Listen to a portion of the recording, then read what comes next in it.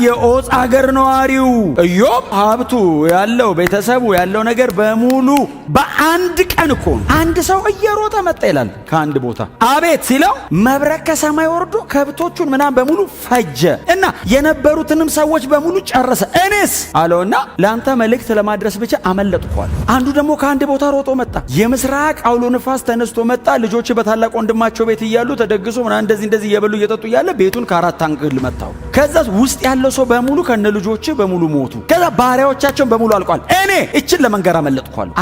አለቁ አመለጥኩ። አንዳንድ ሰው ነው የተረፈው ከየቦታው። ያም ሰው የተረፈው ለኢዮብ ለማድረስ ነው መልእክቱን። ከየአቅጣጫው መርዶ ሰማ። መጽሐፍ እንደዚህ ይላል፣ ልብሱን ቀደደ፣ በላዩ ላይ አመድ ነሰነሰ፣ ኢዮብ መሬት ተቀመጠ ይላል። በአንዲት ቀን ያንን የሚያክል የተከበረ ሰው ብቻውን ቀረ። ብቻውን አስቀረው። እግዚአብሔር ቁጭ ያለበት ወንበር ብቻ ቀረው። ቁስሉን በገል አከከ ይላል። ባሪያ ብጠራው አይሰማኝም። እሳት ላይ አስቀምጠውት ኢዮብ እንደዚህ ያለ እግዚአብሔር ይምጣና እኔና እግዚአብሔር እናው። ኢዮብን አሰቃይቶ ራሴን እንቃለሁ። አንተ ከዚህ ሁሉ መከራ በኋላ ሰው ራሴን እንቃለሁ ብሎ አመድ ላይ ይቀመጣል? በልካሰኝ ነው እንጂ የሚለው ምንም አይነት በቀደመው ዘመን ላይ የነበረ የሕግ መጽሐፍ ኢዮብ ሪፈር አያረግም። ሙሴንና በዚያ ዘመን የነበሩ የእምነት አባቶች በኢዮብ መጽሐፍ ላይ አታገኟቸውም። ከሙሴ መጽሐፍ ጀምሮ የተነሱ ከሙሴ በኋላ የመጡ በሙሉ የሙሴን መጽሐፍት እንደ ስታንዳርድ ያስቀምጣሉ። ከእግዚአብሔር ጋር ሙግት ካላቸው በሕግ ነው ከእግዚአብሔር ጋር የሚቆሙት። ከበደሉና ካጠፉ እግዚአብሔር በሕግ ይቀጣቸዋል። ጤነኛና ትክክለኛ መንገድ ከሄዱም እግዚአብሔር በሕጉ ላይ ባስቀመጠው መንገድ ነው የሚሸልማቸውም ባረካቸውም ተስፋ የሚያደርግላቸውም። የኢዮብ መጽሐፍ ላይ እንደዚህ አይነት ሙሴ የሚባል ሰው የለም፣ ሕጉ የለም። በዚያ ዘመን የነበረ ምንም አይነት ታሪክ የለም። እስራኤላዊም አይደለም፣ የደቡብ አረቢያ ሰው ሆኖ ግን እግዚአብሔርን የሚፈራ በንጽህና የሚኖር እግዚአብሔር ሲመሰክርለት ባሪያዬ ኢዮብ ይፈራኛል አለና ጻድቅ ነው ይለዋል እግዚአብሔር። አሁን ለኢዮብ መጥቶ ጻድቅ ነህ አይደለም የሚለው፣ እግዚአብሔርና ሰይጣን ናቸው የሚያወሩት። ባይዘው ኢዮብ የሚባለውን ሰውዬ እግዚአብሔር ቅጥሩን አቋርጦ ገብቶ የፈለገው አደረገ እግዚአብሔር። እና ሰውየው ግን በጣም አስደናቂ ነው። ወደ ቁስሉም ወደ ችግሩም ወደ ሰይጣኑም ሳይሆን ወደ እግዚአብሔር ነው ስቲክ የሚያረገው። ነገሮችን በሙሉ ዲል የሚያረጋቸው ከእግዚአብሔር ፖይንት ኦፍ ቪው ነው። ለእግዚአብሔር ወግኖ ነው የሚጨቃጨቀ። እና የዖፅ አገር ነዋሪው ኢዮብ እግዚአብሔርን ይፈራል። ቀጥሎ ጻድቅ ነው። ልጆች አሉት። በጣም ባለጠጋ ነው። የተከበረም ነበር ይላል። እግዚአብሔርና ሰይጣን ኢዮብ በማያውቅበት መንገድ የእግዚአብሔር ልጆች ቆሞ ሰይጣንም ገብቶ ቆመ።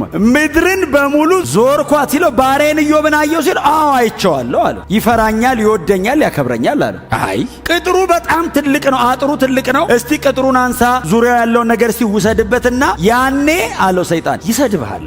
እግዚአብሔር ያሳይ። ሰውየው በሰላም ተቀምጦ መንፈሳዊ ዓለም ላይ ነው። አይሰድበኝም አለው እግዚአብሔር። ሰይጣን ቴምት ሊያረጋው እግዚአብሔር ቴስት ሊያረጋው ማለት። እግዚአብሔር ቅጥሩን ሲያነሳለት ዳበሰው አይደል? ዙሪያውን ነካካው ይላል። ዙሪያውን ሲነካካው ሀብቱ ያለው ቤተሰቡ ያለው ነገር በሙሉ በአንድ ቀን እኮ አንድ ሰው እየሮጠ መጣ ይላል። ከአንድ ቦታ አቤት ሲለው መብረቅ ከሰማይ ወርዶ ከብቶቹን ምናምን በሙሉ ፈጀ እና የነበሩትንም ሰዎች በሙሉ ጨረሰ። እኔስ አለውና ለአንተ መልእክት ለማድረስ ብቻ አመለጥኳለሁ። አንዱ ደግሞ ከአንድ ቦታ ሮጦ መጣ። የምስራቅ አውሎ ንፋስ ተነስቶ መጣ። ልጆች በታላቅ ወንድማቸው ቤት እያሉ ተደግሶ ምናምን እንደዚህ እየበሉ እየጠጡ እያለ ቤቱን ከአራት አንግል መታው። ከዛ ውስጥ ያለው ሰው በሙሉ ከነ ልጆች በሙሉ ሞቱ። ከዛ ባሪያዎቻቸውን በሙሉ አልቋል። እኔ እችን ለመንገር አመለጥኳለሁ። አለቁ አመለጥኩ።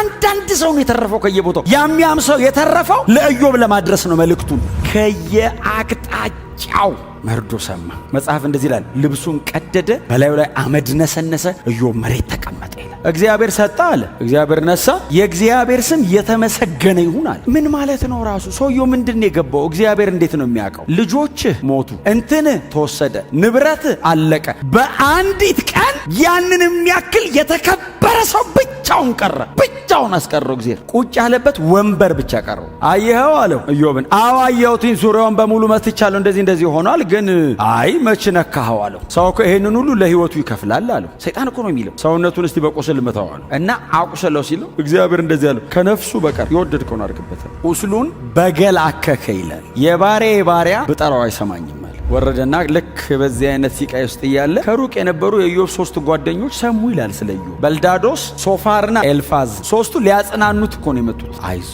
በርታ ነው እኮ ማጽናናት። መጥቶ እንደዚህ ይሉታል፣ አይ የተደበቀማ ኃጢአት ሰርተሃል አሉት። አንተማ በልብ ውስጥ እኛ ያላወቅነው የተደበቀ አንድማ በደል አለብህ፣ ኃጢአት ሰርተሃል አሉት። አልሰራውም አለ። እኔ ኃጢአት አልሰራውም፣ ኃጢአት አላረኩም። ታዲያ እንዴት ይሄ ሁሉ ወረደ ላይ ሲሉት፣ እኔ ምን አውቃለሁ፣ ይምጣና ሲጠይቀዋለሁ አለ። እግዚአብሔር ይምጣና አዎ እኔና እግዚአብሔር እንጠያየቅ እስቲ። እኔ በድየው እኔ ኃጢአት ሰርቼ በእኔ ኃጢአት ምክንያት ከሆነ አዎ እግዚአብሔር ይምጣና እስቲ ስለ የትኛው ኃጢአቴ ነው የምትናገረኝ እንደዚህ የምታደርገኝ ልበለው። ጓደኞቹ እሳት ላይ አስቀምጠውት ኢዮብ እንደዚህ አለ፣ እግዚአብሔር ይምጣና እኔና እግዚአብሔር እናውራ። ይምጣና እንጠያየቅ ሲል እግዚአብሔር መጣ። ኢዮብ አለ፣ አቤት አለ፣ መጥቻለሁ። እኔ እናንተ እንድንጠያየቅ ነው። በል ወገብህን ታጠቅ፣ ወገሙ በል ከኔ ጋር ልታወራ ነው አለው። እኔ እናንተ እኮ ልናወራ ነው፣ በል ታጠቅና ቁም ይለው። ያው እንግዲህ ለክፉ ቀን መቀነት ምናምን አይጠፋም። ወገቡን ታጠቀ ይላል። ቆመሃል? አዎ። ተዘጋጀው? ልምጣ አለው። ከየትም እኮ አይመጣም፣ እዛው ነው ያለው። እንዲዘጋጅ ነው ለሰውየው። በሁሉ ቦታ የሚኖር አምላክ መጣና እንደዚህ አለ። ኢዮብን ስለ ኃጢአቱ አይደለም ያወራው፣ እግዚአብሔር ስለ ማንነቱ ነው የጠየቀው። ኢዮብ አለው፣ አቤት በውኑ ሰማይና ምድርን ስፈጥር የት ነበርካ? ከዋክብትን በስም እየጠራው ሳስገባና ሳስወጣስ አለው። ትጠራለህ እንዲህ አለ። እኔ እኮ ኢዮብ የምትለኝ ይመስለኝ ኮከብ ትጠራለህ አለው። አሰማራቸዋለሁ አለው። እንደዚህ አይነት አምላክ ነህ አለው። አዎ እንኳን እንዲያረክ አለው። ኢዮብ ይሄንን ሁሉ ሲቃይ ሰብስቦ መመረቂያ ቴሲስ ሲጽፍ እግዚአብሔር ትልቅ ነው፣ እኛም እንደዚህ እኔን ያረከኝ አንተና አላቅም ነበር ለካ ምንም ብታረገኝ ልክ ነህ አለው። ኢዮብ ታገሰ እና ከትዕግስት አንጻር ተጠቅሷል። ኢዮብ ግን የሚያልፍበት መከራ በጣም ሲበዛበት አንድ ልመና ለምኗል። አንድ ምጥ በእኔና በእግዚአብሔር መካከል የሚቤዠኝ ይመጣል። እኔ በእግዚአብሔር ፊት መቆም አልችልም። እኔ አሁን በእግዚአብሔር ፊት እንደዚህ ፊት ለፊት እግዚአብሔርን አግኝቼ እንዲህና እንዲያ ልለው አልችልም። አዎ የሚቤዠኝ ይመጣል አለ። በምድር ላይ ይቆማል። በእኔና በእግዚአብሔር መካከል መሬት ላይ መጥቶ ይቆምልኝ። እኔና እግዚአብሔር መሃል ገብቶ እንደዚህ እማልፍበትን ሲቃይ ነግሮልኝ ይቤዠኛል። ነፃ አውጪ ይመጣል አለና በምድር ላይ ይቆምልኛል። ይሄንን የሚነግረው እኮ ለነዛ ጓደኞቹ ማናችንም በንጽህናችንም ይሁን በመከራችን በእግዚአብሔር ፊት መቆም አንችልም። እኔ ልቆም አልችልም ማለት ምንም በንጽህና ቆሜ እግዚአብሔር በእኔ ህይወት ላይ ይሄንን እያደረገ እንኳን ቢሆን በንጽህና ቆሜ ይሄን ሁሉ እየተቀበልኩ እንኳን ቢሆን ስለዚህ ጉዳይ በእግዚአብሔር ፊት ቆሜ ማስረዳት አለች። ንጹህ ነኝ አለ። አዎ የማልፍበት መንገድ ደግሞ የኃጢአቴ ውጤት አይደለም አለ። አዎ በድዬ አይደለም እግዚአብሔር የሚያሰቃየኝ፣ ግን የፈለገ ንጹህ ብሆን እግዚአብሔር በላይ ላይ ይሄን ሁሉ ቢያወርድብኝም በእግዚአብሔር ፊት ቆሜ ግን ስለዚህ ጉዳይ ማውራት ግን አልችልም። የሚቤዠኝ ይመጣል። ኢዮብ ይሄንን ሲናገር ቅድም ነግሬያቸዋለሁ፣ እስራኤላዊ አይደለም፣ የአረቢያ ሰው ነው። የክህነት አገልግሎት ገብቶታል። ምክንያቱም ምዕራፍ 1 ላይ ስለ ራሱና ስለ ልጆቹ በደል በየቀኑ መስዋዕት ያቀርብ ነበር። ኢዮብ ያለፈበትን መከራውን ብዬ አሁን እኔ ማንም ሰው እዚህ ውስጥ በሆነ ነው የምላችሁ በዚህ መጠን አልፋችኋል ብዬ አልጠይቅም። በጣም ተስፋ አደርጋለሁ እንደዚህ አይነት ነገር ውስጥ በዚህ መጠን ያለፈ ሰው የለም። እንደ ኢዮብ የተዋረደ በሰው ደረጃ አናቅ። እንደ ኢዮብም ደግሞ የታገሰ አይደል አላየንም። አልገባኝም ነው ጭቅጭቁ። አሁንስ አወቅኩ ሁሉን ታደርግ ዘንድ ቻይ እንደሆንክ ሐሳብ ደግሞ ይከለከል ዘንድ ከቶ እንደማይቻል አውቅ።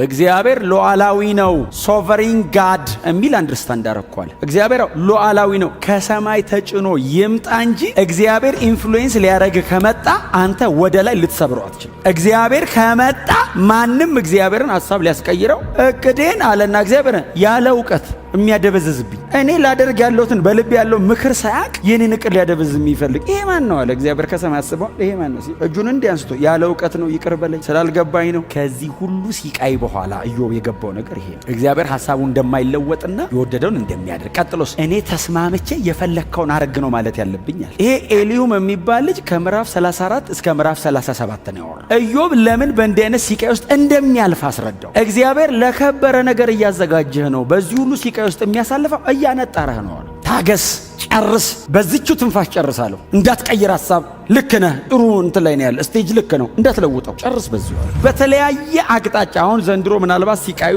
ዘንድሮ በጣም መከራው እንደ ኢዮብ አይነት መከራ አይደል? በጽድቅ ጨክኖ መኖር ነው መከራ። ለወንጌል እውነት እንደሚገባ መመላለስ ነው መከራ። ለተቀበላችሁት ለዚህ ወንጌል ተቃራኒ ከሆነው ከዚህ ዓለም ጋር ፋይት አድርጎ መጨረስ ነው አሁን መከራው።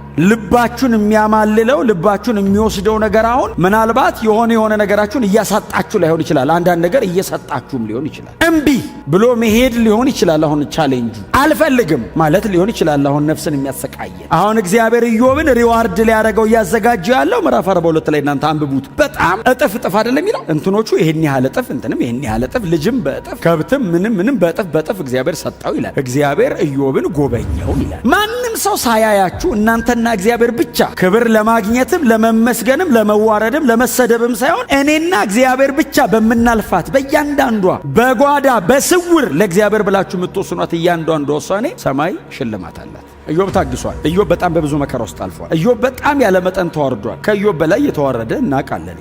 ከኢዮብ በላይ የተሰቃየ እናውቃለን። ከኢዮብ በላይ የታገሰ እናውቃለን። ከኢዮብ በላይ የተረሳ እናውቃለን። ኢዮብ በዚህ ሁሉ ስቃይ ውስጥ ሲያልፍ እግዚአብሔር ኢዮብን አልተወውም። እንትኑን እንዳትነካ እንደዚህም እንዳታደርግ እዚህ ድረስ ብቻ ነው የሚለው። ኢዮብ እግዚአብሔር አብሮት ሆኖ ነው በዚህ ሁሉ ስቃይ ውስጥ እያለፈ ታግሶ ያለፈው። እግዚአብሔር የተወው ግን የታገሰ እናውቃለን። እግዚአብሔር አላይህም ያለው ግን የታገሰ፣ እግዚአብሔር ጩኸትን አልሰማም ብሎ ሰማያትን የዘጋበት ምን ነው ተውከኝ ብሎ የታገሰ ግን እናውቃለን። ኢዮብ በጣም ተዋርዷል። እኛ የምናውቀው ኢየሱስ ግን የተዋረደውን ያክል ኢዮብ እንኳን ሊዋረድ ኢየሱስ የተዋረደውን ያክል እንኳን አንደርስታንድ ማድረግ አይችልም። ማንም ኢየሱስ የተረሳውን ያክል አልተረሳም። ኢዮብ በጣም ታግሷል። ማሰብ አይቻልም የታገሰውን መታገስ። ሲታገስ እያወራን የታገሰው የሆነ መልስ እየሰጠን የታገሰው። ኢየሱስ በሸላቾቹ ፊት ዝም እንደሚል በግ ጸጥ ብሎ ነው የታገሰው። መልስ አይመልስም። አንተም ብሎ ጻድቅ ወንበዴ ነህ፣ ኃጢአተኛ ነህ፣ የተረገምክ ነህ ይሉታል። ዝም አለ ኢየሱስ። መልስ አይሰጥም። የተረገምኩ አይደለሁም ኃጢአተኛ አይልም። ኢዮብስ ብሏል አይደለም። ኢየሱስ አይልም። ኢዮብ ጸጋ ተሰጥቶት እግዚአብሔር አጠገቡ ቆሞ